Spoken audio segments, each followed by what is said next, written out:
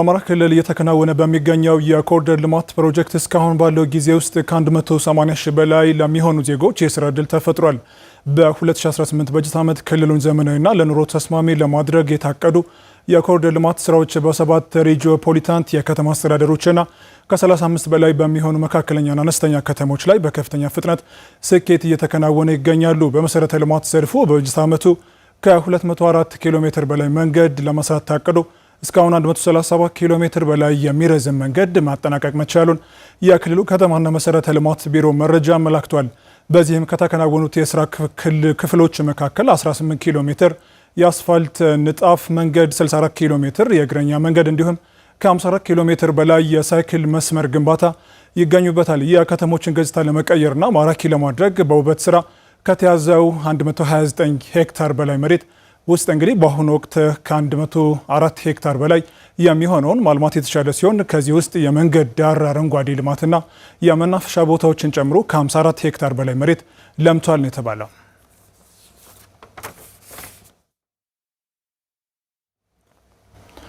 በ2018 በጀት ዓመት 2.7 ቢሊዮን ብር መሰብሰቡን የአዊ ብሔረሰብ አስተዳደር ገቢዎች መምሪያ አስታወቀም።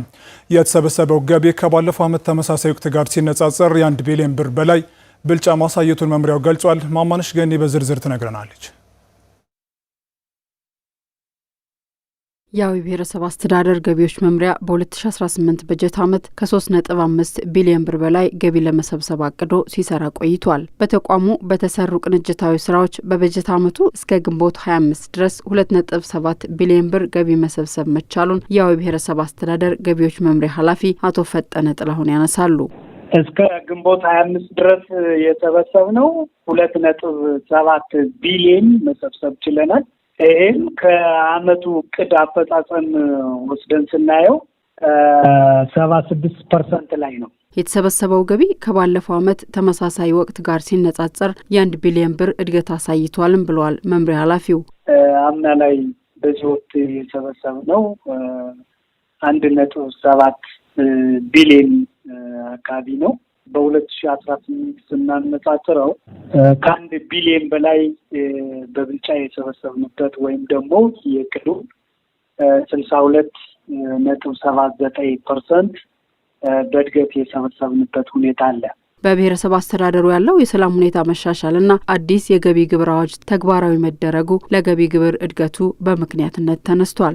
የሰላም ሁኔታ ከበፊቱ ዓመት ጋር ስናነጻጽረው ዘንድሮ የተሻለ ሰላም የመረጋጋት ሂደት አለ።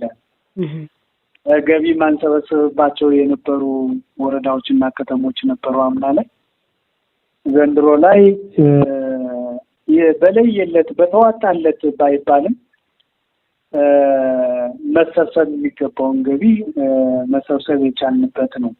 ሌላኛው ምክንያት የፌዴራል መንግስት በዚህ ዓመት አዲስ የግብር አዋጅ አውጥቷል። በዛን መሰረት ከዚህ በፊት በነበረው አዋጅ ማናገኛቸው የነበሩ ገቢዎችን ያገኘንበት ሂደት አለ። በቀጣይ የታቀደውን ገቢ ለመሰብሰብ ያልተሰበሰቡ ገቢዎችን በመለየት የተጠናከሩ ስራዎች እየተሰሩ ነውም ብለዋል መምሪያ ኃላፊው።